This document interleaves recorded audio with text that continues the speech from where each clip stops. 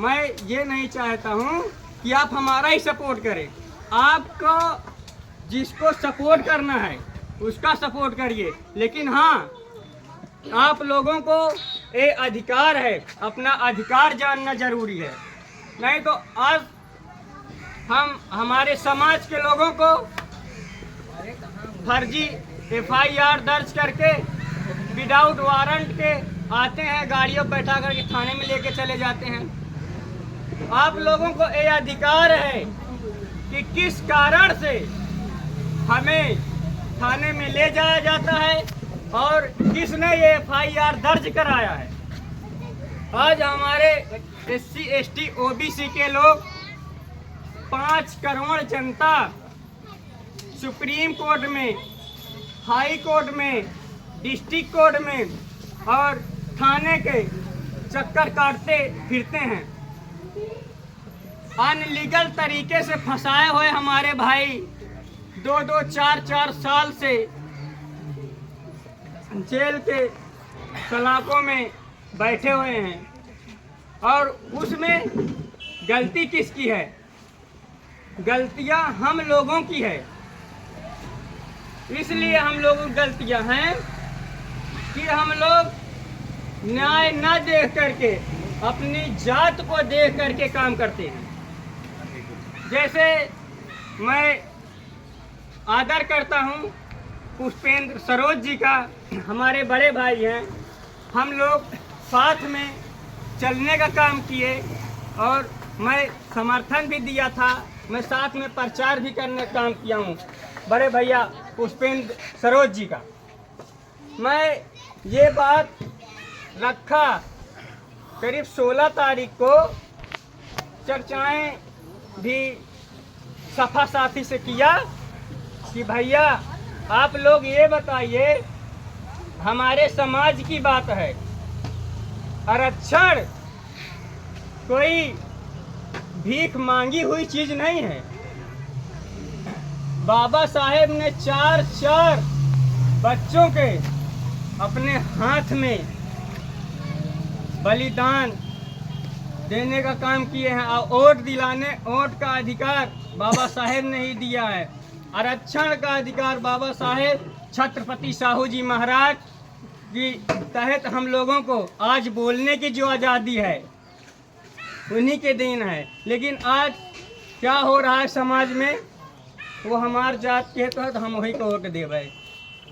तो हमको इस पे चर्चाएं करनी है, बातें करनी है, क्योंकि आज अगर हमारे बड़े भैया चंद्रशेखर रावण जी ना होते तो हमारा आरक्षण, किसी की माई दूध नहीं पिलाई थी कि जो ये आरक्षण खत्म होने से रोक लेता।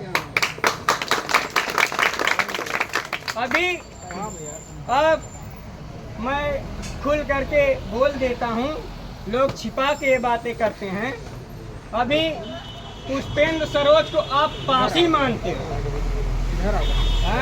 क्या वो SC समाज से नहीं आते हैं? हाँ? क्या उनको SC समाज वोट नहीं दिया है? SC का आरक्षण खत्म हो रहा था तो पुष्पेंद्र सरोज रूम में AC लगा करके सो रहे थे। क्या उनके आँख से दिखाई नहीं दे रहा था? क्या उनको कान से सुनाई नहीं दे रहा था? क्या अपने हक अधिकार की लड़ाई लड़ने के लिए कोई विदेश से थोड़ा नहीं आएगा? जिसको हम मजबूत बनाए हैं उन्हीं को हाथ में पूरी पावर दिए हैं। अगर वो नहीं लड़ पाएंगे तो हमारे हक अधिकार की लड़ाई कौन लड़ेगा? जैसे अब मैं माननीय सांसद चिराग पासवान जी का बात करना चाहता हूँ। चिराग पासवान जी संसद में ये तक नहीं बोलते हैं कि पासी समाज है क्या, वो भी पासवान लगाते हैं। आप लोगों को इस पे विचार करने की बात है, इस पे सोचने की बात है। आज हमारा समाज इतना अज्ञान है, इतना अज्ञान है कि कोई भी ग्राम सभा हो, उनको प्रधान जो गांव के होते हैं उनको आप भगवान मान लेते हैं। चाहे जो भी पदाधिकारी हो, शासनिक पदाधिकारी हो, प्रशासनिक पदाधिकारी हो, वो हमेशा जनता का नौकर होता है। आप अगर चाह लो तो आपके हाथ में इतनी पावर है कि ना आपकी नालियां कचरे से भरी रहेगी, ना आपको आवास की कमी रहेगी, लेकिन आपको इस बात पे समझना होगा आपके प्राथमिक विद्यालय शिक्षा में कोई तरह की कमियां नहीं होंगी, लेकिन उसके लिए आपको एकजुट होकर के इसकी लड़ाई लड़ना होगा। मैं तो कहता हूं कि आप लोग आइए मेरे साथ, हम लोग प्राथमिक विद्यालय में प्रवेश करने का काम करेंगे और यहाँ पे हम लोगों को वहाँ पे शिक्षा नहीं दी जाती है, विद्यालयों में शिक्षा नहीं दी जाती है। वहाँ के मैडम मास्टर दिन भर फोन चलाते हैं और हमारे जैसे आंगनवाड़ी हो गई, जब हमारी कोई भी बहन बेटी गर्भवती होती है तो आंगनवाड़ियों में अच्छे अच्छे इलाज आते हैं, अच्छे अच्छे खाने की चीज़ आती हैं, लेकिन कहाँ मिल पाता है? किस लिए नहीं मिल पाता है? क्योंकि हमें दिमाग नहीं है, उनसे लड़ने की पावर नहीं है। अब पावर कैसे आएगी आप लोगों के अंदर?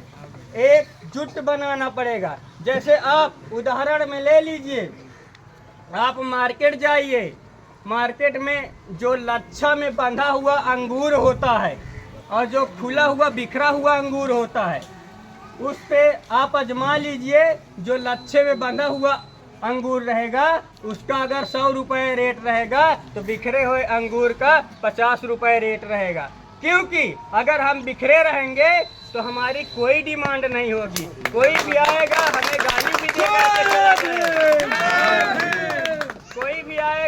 गाली भी दे करके चला जाएगा, कोई भी आएगा हमें पीट करके भी चला जाएगा। अगर हम एकजुट